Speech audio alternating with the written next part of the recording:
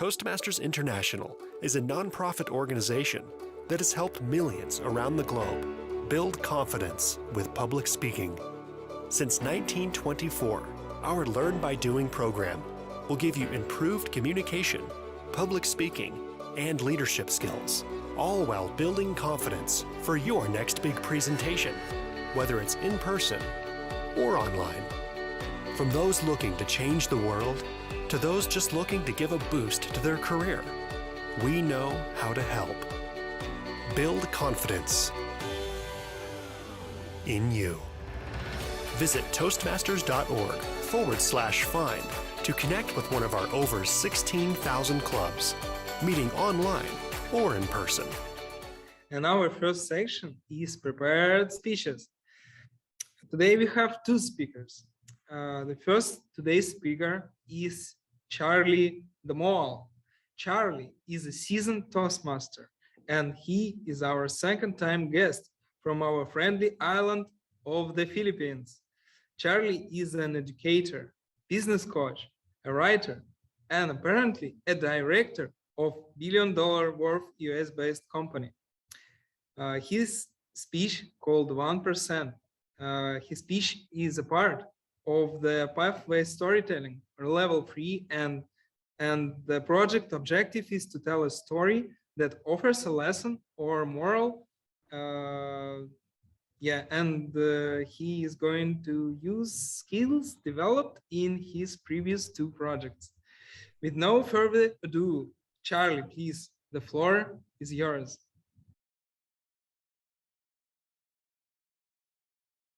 This is the man I invested in.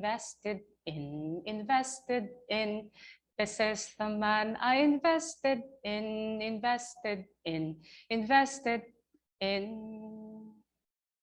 Fellow Toastmasters and friends, I was a first-year college student when Professor Laurie asked me to stay behind after class. Charlie, it's time to invest, she told me. Invest? I'm sorry, ma'am. I have no money, I replied and bid goodbye. But before I reached the door, Charlie, wait. This investment is penniless, yet priceless, she added. The next day, class, Charlie will represent our class in the oratorical contest, Professor Laurie announced. But ma'am, I cannot do it, I dissented. Don't worry, Charlie, we have 100 days to practice. If you improve at least 1% each day, by then you are 100% better, she quipped. And so the contest day came. It was the middle part of my speech, which put everyone in silence. If only I could lay my hands on his neck, I thank you. I forgot the last 3 paragraphs of my speech. In that very moment, I wanted to disappear.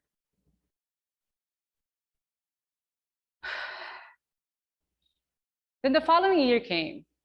Charlie, why don't you join impromptu speaking this time? Professor Laurie suggested. Honestly, that time, she was table topics to me.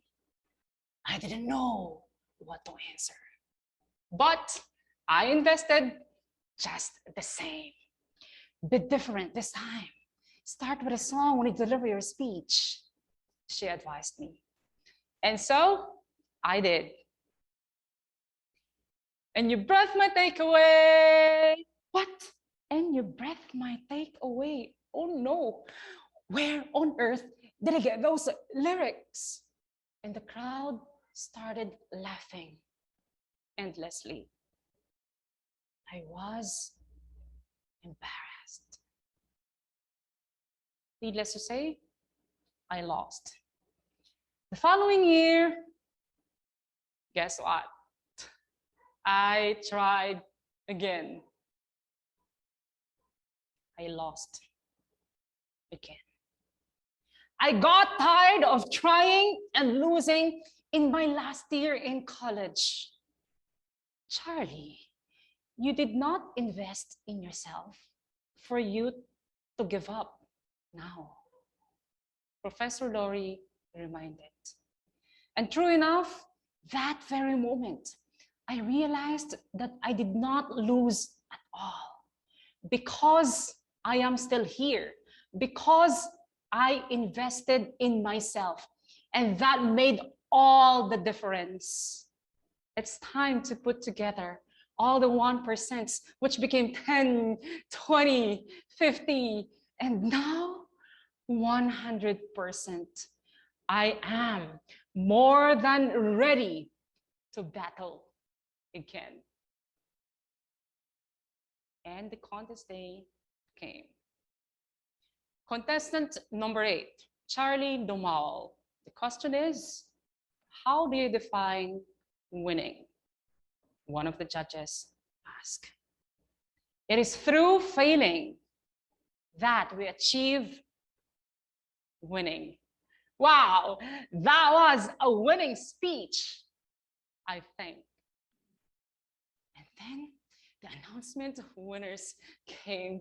I could not explain how I was feeling.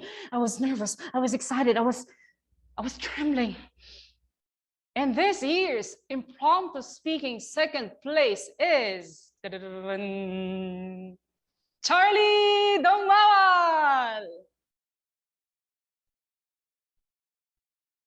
I was disappointed. Imagine I was graduating, I failed to get the championship for the nth time again. But a few minutes later, I apologize. The MC announced, "What? Am I not part of the top 3 anymore? Oh no, I'm second place, but I don't want to lose it." I asked myself as my heart began to beat fearfully. And this year's impromptu speaking champion is Charlie Domaoal. Wait, did you hear it right? I finally won after 4 years of trying and losing. I won. This is the man I invested in. This is the man I invested in that grew big. Fellow Toastmasters and friends, had I not invested in myself, perhaps I am still that young boy who quivers and messes up whenever he speaks.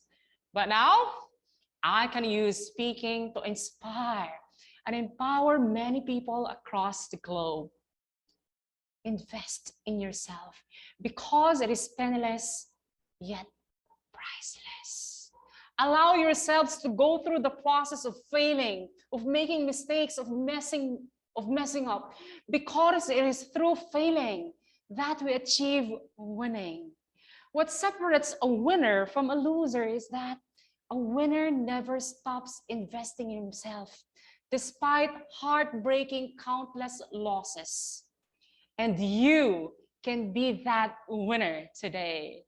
Start with 1%. Invest in yourself.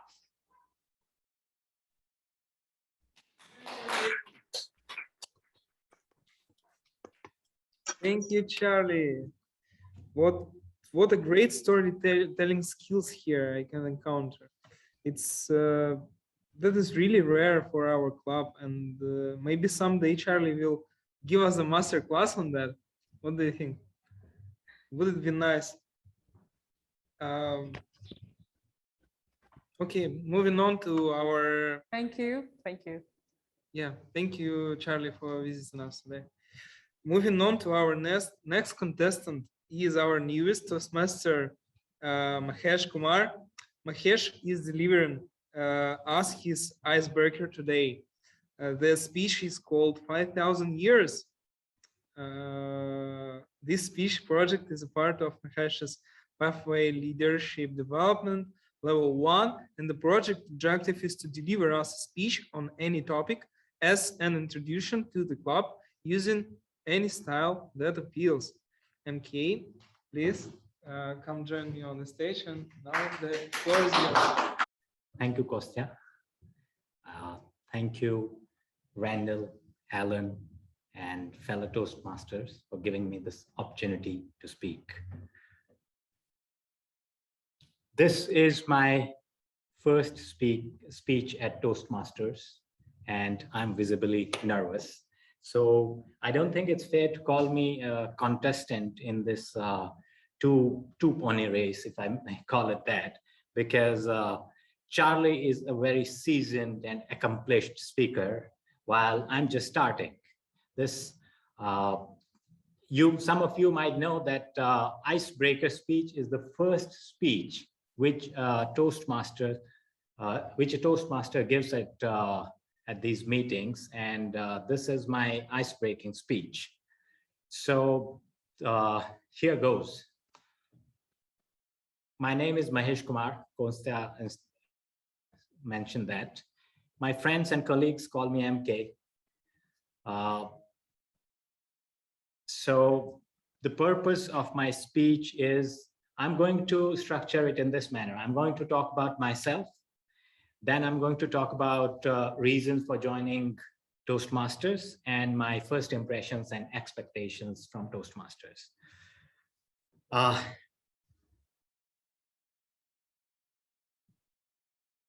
Exactly 3 weeks after this day, 2 scores and an year ago, I was born in a village less than 50 kilometers from New Delhi, which is the capital of India. For those of you who might not be aware, a score is a term used in Old English, which is equal to 20. It's the count or figure of 20. So 2 scores and 1 year makes me 41 years old. And if I'm 41 years old, where does the term 5,000 years come from? Why did I title my speech 5,000 years? It goes like this, that when I was born in that village, the time, the place, the situation, the time that I was born in gave me a unique opportunity. I feel it's fairly unique opportunity that I had a chance to witness the progress of civilization over 5,000 years. And I could see in that, I could get glimpses in that village, how the civilization has progressed over 5,000 years. I could see what was there at the beginning of 5,000 years. And now today, standing here, I can see presently that the topic of today's, the theme of today's meeting is digital revolution or digital age. So the digital age is absolutely cutting edge thing of today. So, but how 5,000 years? In what way 5,000 years? I say this because the manner in which people led their lives, their customs, traditions, etc., in that village, they were more or less unbroken over the 5,000 years. And I can share you examples of that. Okay, I'm not trying to claim that that was one village preserved in history and civilization, and it exactly led, the people there exactly led their lives the way they led 5,000 years ago. No, not in that manner. But there were certain traditions, customs, practices, which were still preserved and more or less in unbroken, continuous manner from 5,000 years ago. I talked about examples, I'll share those now. Agriculture is one prominent example. around the time I was born, tractors appeared in Indian villages, and there were tractors which appeared in our village also, but most of the farmers were still practicing agriculture with their traditional equipment, which were very, very basic, simple equipment. I can share with you some of those manners. Let's say the bread that we eat today versus the bread that they were making. They were growing and harvesting using very traditional methods. The tool and equipment were more or less similar, which were used 5,000 years ago. Then to give you an example, sickle, the same sickle which you might see in sickle and hammer symbol of the communists, the USSR, sickle and hammer. Using that sickle, they will harvest like this. Then separating the chaff from the wheat, they will put it on a stone like this so that the grain is separated from the wheat. Then in this mass of wheat and chaff, they will be winnowing it in a basket in this manner with the wind blowing away the chaff and the grain falls down. This grain they will take, and then they will be using grindstones, manually grinding it, and then taking that flour, wheat flour, to make bread. And they will be doing it in a very traditional hearth, which will be using a clay oven and wood as the primary fuel source. So most of these things were more or less similar, which were used in the civilization 5,000 years ago. So this is a good example. I've seen some of those things with my own eyes. I belong to a family which was relatively better off in that village. We had the first television in that village. And soon, in maybe 4 or 5 years, I moved along with my parents to New Delhi, and all my education has been there ever since. However, I still carry some of those memories, and some of those things seem just like yesterday. Now, I have given you a fair amount of thing about my childhood, just to give you a very quick snapshot of my education. I'm a mechanical engineer and MBA from my background, and I worked for more than 10 years in financial advisory and investment banking, and then I started something of my own. And last year I came here in Saint Petersburg. My wife is Russian, so it's a family decision for now to live here. The reason I joined Toastmaster is, I guess you might have realized by now that I need to improve my speech on almost all counts. I'm a shaky starter. I am a poor speech builder.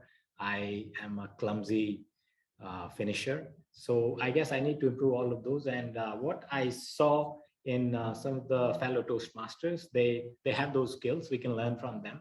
Our president, Randall, he is an excellent speaker. Then I have seen other members, Konstantin and Marina, Alan, all of them are excellent speech makers. So I hope to emulate them and learn and improve myself. So I guess I have spoken enough to break the ice.